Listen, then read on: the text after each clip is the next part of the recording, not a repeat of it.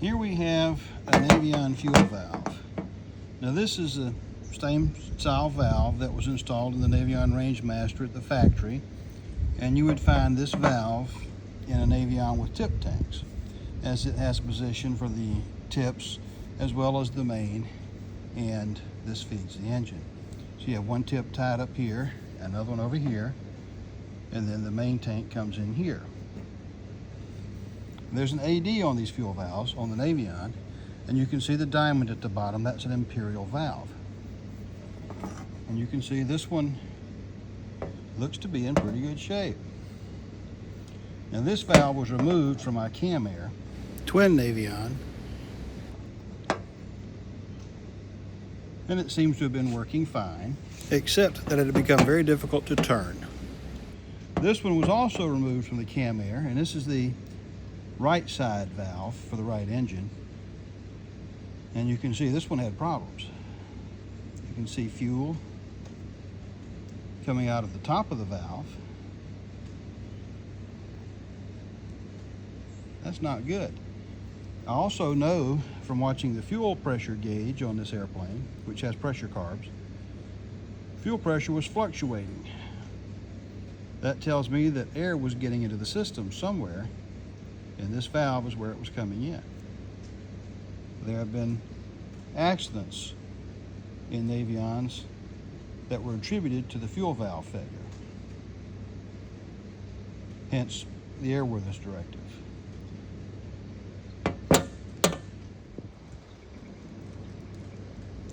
Here is the same valve. I've taken the fittings out of it, and I've loosened the cap so I can take it apart, I think. Yep, I can.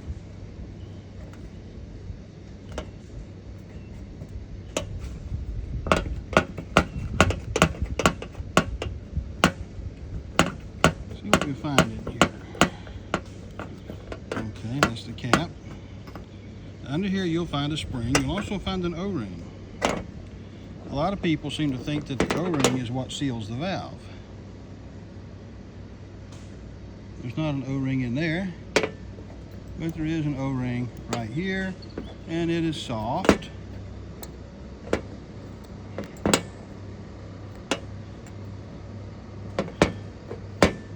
Yeah, it's soft and stretchy. We just slide this off, and you can see it's very flexible. And then we have a washer,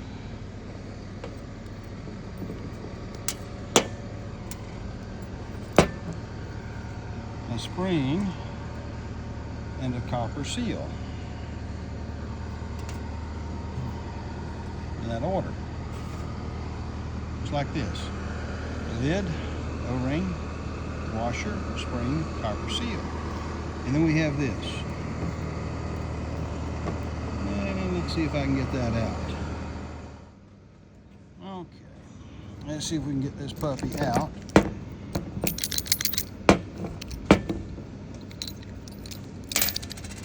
Okay, there's a cup. Came out. And you can see in there that there's a sort of a washer with detents on it. Let me get that out. There we go. Now this is what provides the detents, positive semi-locking into position, which is required by regulation for the fuel valve. Put it in line. And then you have the valve itself. Now you can see very clearly this is a conical valve, a truncated cone, if you will. It has an opening here, which is the port that lets fuel in from whichever tank you've selected, or when you turn it to the off position, the port's completely blocked on the back side of the valve there. Can't see it very well in the dark. And then on the bottom, you have a port which feeds fuel to the engine by way of this port. But notice it's a cone-shaped seat.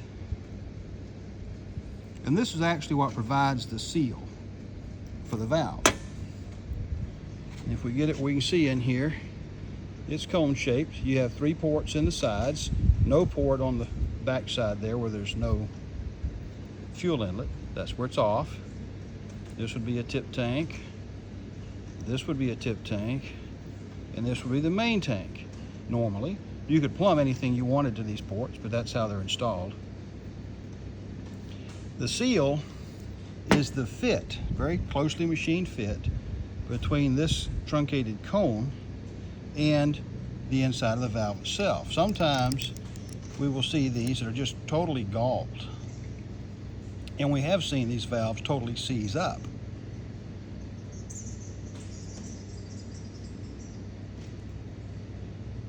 Now, if you were so inclined, you could disassemble the valve and clean it, put fuel lube, valve lube in here. That would provide a nice seal around here, and that's what it's made for. And then reassemble it and reuse the valve. The AD would still apply, and you'd have to check the valve every year, but that would be one way of dealing with it, assuming the valve that you have is in good shape. Now we'll clean it, and then we'll put it all back together. But as you can see here, this valve was clearly leaking fuel. This was wet when I took it out of the airplane. You can see it's still just a little shiny there. Whereas the other valve was not leaking fuel. It all has a slightly different cap on it, as you can see. And no, it's the same, pretty close, a little different. Screws down. So there you have it. So the reason for AD 2008-05-14, or fuel valve AD, the reason for the fuel valve AD, of course, is the loss of seal between this part and the body. And then the O-ring on the top serves as an additional seal. But if you consider the O-ring as the only seal, and don't have this part sealed properly, it could pull air from an empty tank through the valve and shut your engine down, which we don't want. So this has to have a good seal on it, because it has to only pull fuel or anything, any medium, from the tank selected. So if you select the main and a tip tank is dry and it's pulling air through here, your fuel pressure would fluctuate and the engine may stop running. And your engine may stop running. Very important. Now, I can turn this valve with it seated, but not well. It doesn't turn well at all. Let's try lubricating it.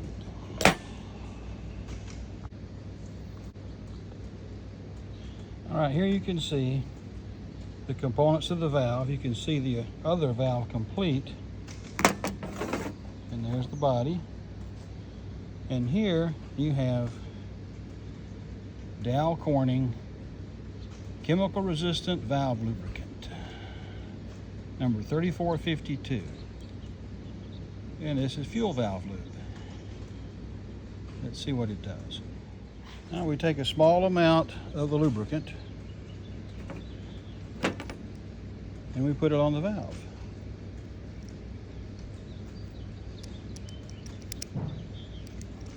And we put this back down into the body and give it a few turns. It turns smoothly, a little bit stiff, but it turns smoothly.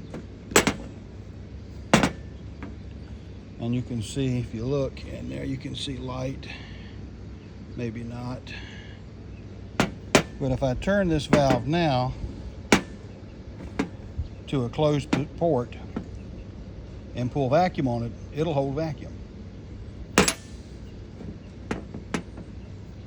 If you want to run this kind of valve, I recommend that you take it apart, clean it, lubricate it, and then put it back together, rather than just checking the valve. Now, there's not a spec manual, as far as I know of, for repairing or lubricating these valves, so some mechanics will not want to touch it. But this is how things were done back in the day. Another issue with these valves is if you look, they actually have a square end on them. Now there's a notch cut in this one to indicate something, probably where the open port is. Let's see. Well, it doesn't actually indicate the open port, as here the indicator's there, but the open port is this one at the moment. So let's say someone removes the valve lever indicator and puts it on in the wrong position. It will actually go on in all 4 positions.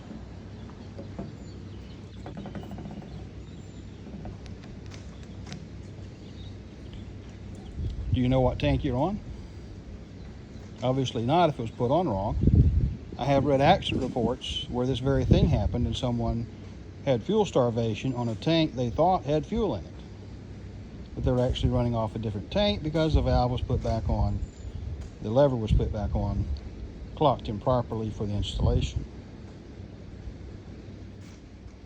All right, now the valve has had the lever put on in the correct orientation, is pointing toward the open port, and I've checked, this is open. So if I turn it this way, it's off.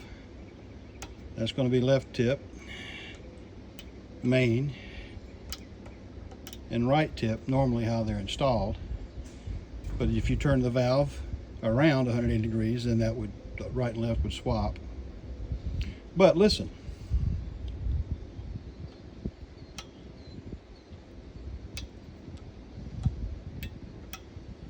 You can hear the valve clearly dropping into the detents. And this thing turns smoothly, easily. Now that's after cleaning and lubrication.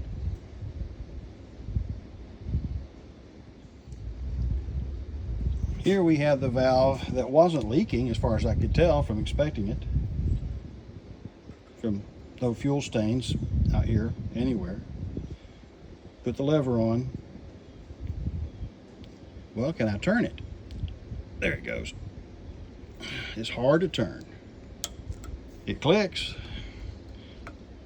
Oh, hard to turn. Again, hard to turn. It's galling. This valve will seize if you keep using it in this condition. Even if it's not leaking, it'll seize in a position. May not be the position you want it in. You will not be able to get it to a tank that you want to use. This exact style Imperial valve seized on my dad many years ago in a relatively new Rangemaster. And he had the knob tore off, and he had to get a pair of vice grip pliers to wrench it back into the main tank so we could land the airplane safely. Of course, then they were still building the airplane, so he called and had them ship him a new valve and had it replaced. When you go to replace the valve or remove the valve from the airplane, the way it's mounted, you're going to have to get all the gas out of the tip tanks. Otherwise, it'll just siphon through the lines and go everywhere. And the main tank needs to be low or empty so that you can get it out without spilling fuel everywhere and having a fire hazard. I'll take this one apart, clean it, lubricate it, and we'll see how it functions.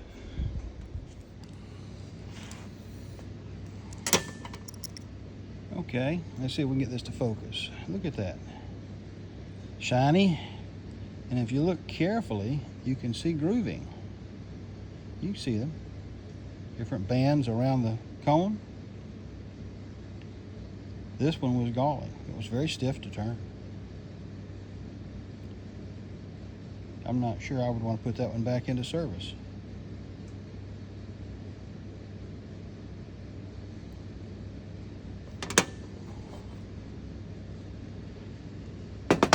Let me just get this where we can see in there and see what we see down in the valve.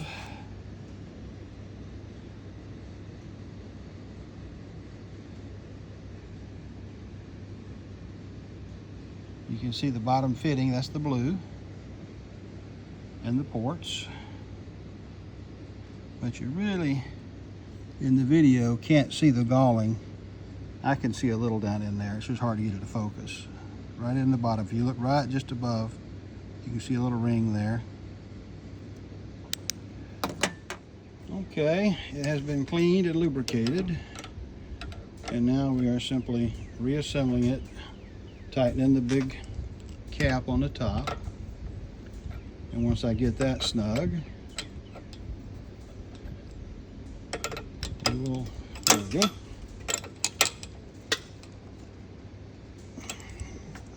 Should be snug enough. We'll check it for function. Okay, and now it turns really easily, smooth and slick as butter. So if there was an instruction on lubricating the valve every year or two at annual, we may have never had problems with these valves, but that's not the case. You can hear the detents, click, click, click, click, and that one is nice and smooth. Now I can pull a vacuum on it with it turned off, and we'll see just how well it does. Actually, got to pull across the valve, so I have to plug the ports is the problem. And that's the other thing, if you're going to do the AD, you're supposed to take the valve out of the airplane, plug the ports, and see if it pulls air. Bit of trouble. I guess you could hook your vacuum gauge onto here, turn it off, see if it pulls air, cap the rest of these, and then one by one see if you can pull air by them, see if it'll hold a vacuum. Here you can see a fuel valve set up to check for the AD to see if it holds vacuum. I have 3 ports capped, and then the port that feeds the engine has a vacuum hose, comes around to the vacuum gauge. Now my vacuum hand pump will not pull more than 25 inches of mercury. And we time it to see how far it leaks off, to see if we can comply with the AD. Now, if I turn the valve, everything is capped, nothing really should change. There's a detent. And slowly bleeding down in that position. Okay, it's holding at 21. And slowly bleeding down, you can see it.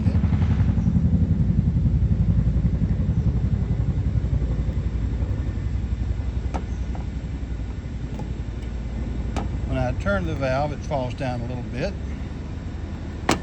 And we can pump it back up.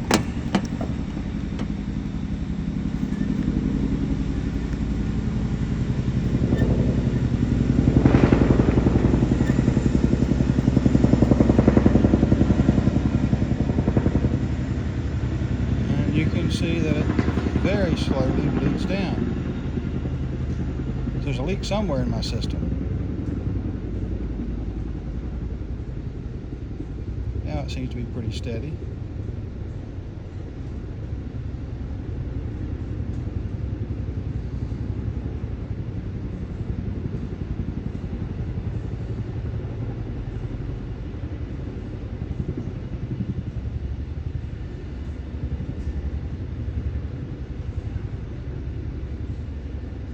Holding very steady. Now we'll turn the valve again.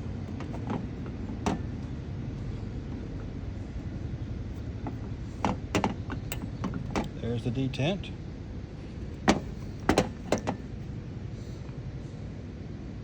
It bled off just a little bit.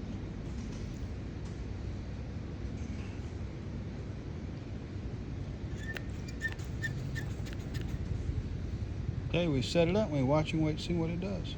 You see it bleeding just a little. Then it kind of gets to a point where it'll hold.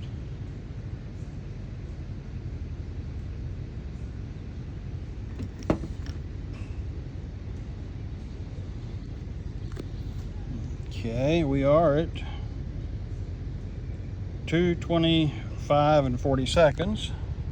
Let's come back in a couple of minutes. Okay, it is now 2:33, So certainly more than 1 minute has passed, more like 7 minutes. And the valve is at 20 inches. According to the Airworthiness Directive, AD 2008-05-14, which references the service bulletin, Navion Service Bulletin 106A, you're allowed 4 inches of mercury over 1 minute of leak down. So this valve now passes the instruction in the AD. This is the one that had the grooves inside. They were very fine grooves. And all I really did was clean it and lubricate it. And you can see we're still right around 20 inches. The service bulletin calls for taking it to 24 inches. And on this device,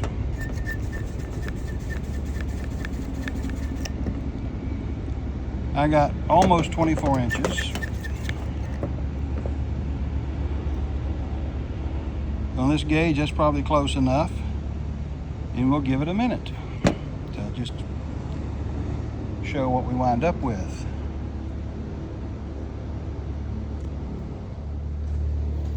Okay, let's see where we are. Our minute has passed, and we have bled off from 24 to 22 and a half, almost 22. So that is less than 4 inches of mercury in a minute. So this valve does in fact pass the AD. In the instruction, there is nothing written about disassembling the valve, cleaning it, and lubricating it. That is an old school process which not many mechanics are willing to do now, as I understand. Okay, now I've changed things just a little bit. I've removed the caps here from the 2 ports that I don't have the valve turned towards. The valve is pointed toward me to this port. It's still capped. These are open to air, and so any air pulled from here would show up in the feed port to the motor and on my vacuum gauge. And here we are, still holding about 22, and it's been open for over a minute. So the valve, again, certainly passes the inspection. Now the labor to remove the valve, drain the fuel tanks, remove the valve, and inspect the valve properly is going to be significant. Then you have to put the valve back in and hook everything back up. And that's just for the inspection. If you disassemble it and lubricate it, which doesn't take very long, a bit more involved. Okay, how do I deal with this fiasco if you just want to avoid it? And many owners have already done this. We get a fuel valve. Now this one is from the American Navion Society, and this is an underseat main off valve. We have them with the 34-gallon flip tip tanks, the same configuration as the valves I was just testing. This is a PMA'd approved valve under the alternate method of compliance to the Airworthiness Directive. And we have a few of these in stock. We try to keep some on the shelf. Let's see what we have here. Okay, inside the box, we have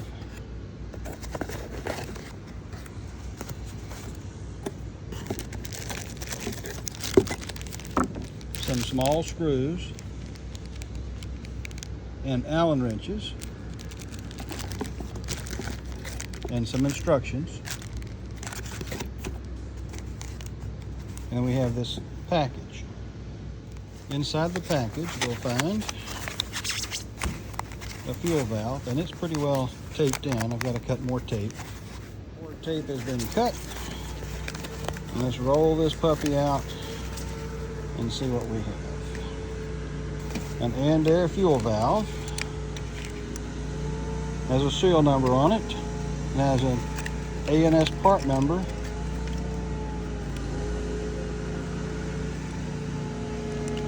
And this one has 3 ports. Instead of a port on the bottom, this one has a feed port and then 2 tank ports. It has a sort of triangular shaped knob, and this knob is keyed. It will only go on in one orientation. So you can't put it in backwards or sideways. It always goes back in the same way. Currently the valve is turned off, and you can see in here that it's off. You can see the shiny, there's no deep in the hole. Same thing here and here. You see it better there. Now it's on, and you can see it's open in 2 ports, but not the third one. The valve also requires you to lift this knob to get it to the off position or out of the off position.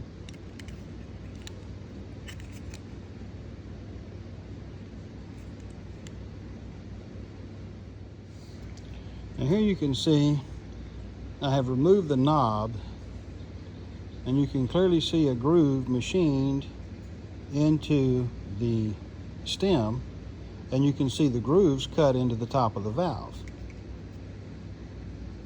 This is where you put it for the off position, and then this is for the augs and the main tanks. And if I turn the knob over, you can see the knob has a pin that goes into the groove in the stem, and it has a little plunger. Okay, you can see it going in and out. And this little plunger fits down into the groove or the hole so that the valve can't be turned to the wrong position. If you turned this valve beyond to here, that would also be an off position because there's no fuel coming in from that side. But you can't, once it's assembled, it will stop here because of the pin. You lift the pin, you can turn it to that position and on around to the off or the other way. There is a Allen head screw flush that's trapped under the knob. It won't come out, and you can see it inside the hole there. You have to lift the knob up to get a wrench on there so you can tighten that Allen head screw. The other thing you learn about these valves is that they make them modular. This is a female 1/4 inch NPT port. You can also get them with AN male ports here. And there are screw holes. There are 4 for each port. This one has 3 ports, so 12 screw holes. Well, we go back to the package, and we find these small screws, and we find the Allen wrenches. These screws are used to do the permanent attachment of the ports. And the ports will pull out, and you can clock them if you can't get your fittings tightened into the proper orientation. You can pull the port out. Let's see if I can get it with one hand. Nope, not with one hand. 2 hands. But you can see, it took 2 hands to get it out, but you can see the valve. It's very nicely machined and well made. And then the side ports have an O-ring seal, and then they can be clocked all the way around, so if you have trouble getting your fitting where you want it, you can turn it and then put in the 4 screws.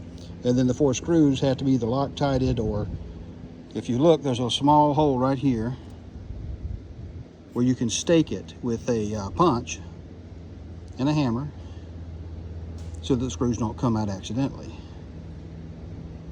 But that is a representative of the valves that we have in stock. We have them for the on-off. We have them for on, off, main, and augs. We also have them for off, which will be back here, right tip, left tip, and main. And there may be one in stock that's a 5-way valve, so that you can have the tips, the main, off, and an auxiliary position for the augs tank as well. Those valves are made by Andair in England.